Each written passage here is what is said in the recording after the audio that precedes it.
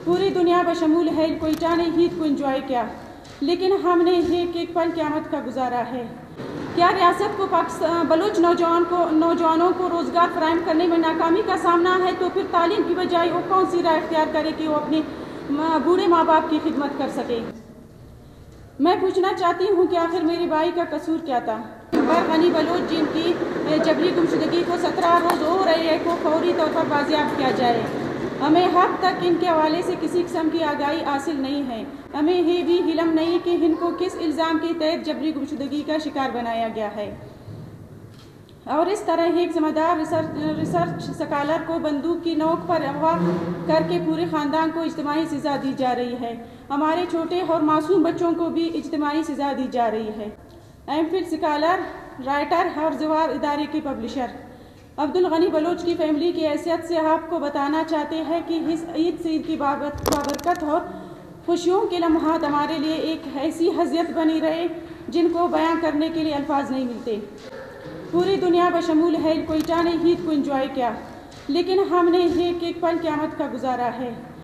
क्या एक हलमिया नहीं, एक बलोच बहन अपनी ही सरजमीन पर अपने बच्चों के साथ खुशियों से कोसों दूर आंखों में आंसुओं का सैलाब लेकर खड़ी हूँ। मेरे भाई को 25 मई की रात कोयटा से कराची जाते हुए खुजदार के मकाम ने उसे पकड़कर जबरी गुमशुदगी का शिकार बना दिया। मैं पूछना चाहती हूँ कि आखिर मेरे भाई का कसूर क्या था। सिर्फ यही कि वो इल्म दोस्त किताब दोस्त था। इसने ज़वार नामी पब्लिशिंग की बुनियाद रखी। हब भी वो किताबों की पब्लिशिंग के लिए कराची जा रहे थे कि इनके साथ वो सलूक किया गया जिसका तस्वर किसी भी इंसान के साथ नहीं किया जा सकता। हम गनी बलूच की लौकी की हैसियत से पहली बार इन सड़कों पर एहतजाज कर रहे हैं।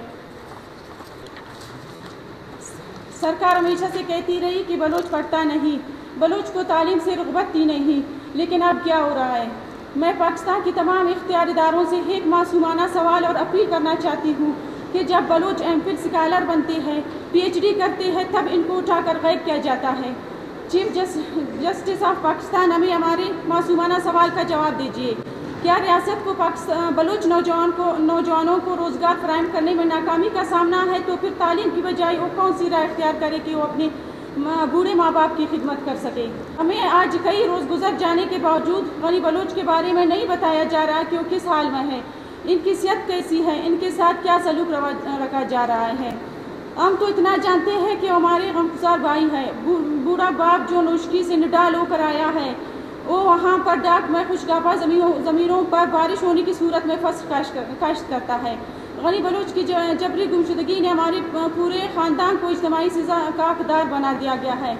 हमारा मुतालबा है कि फौरी तौर पर गनी बलूच को बाजियाब किया जाए ताकि हम नाकर्दा गुनाह की अज़ियत से निकल सकें। इसके लिए हम हुकूमत, इंतज़ामिया और मुतल्लिका इदारों को 48 घंटों की डेडलाइन देते हैं कि वो गनी बलूच को बाजियाब किया जाए।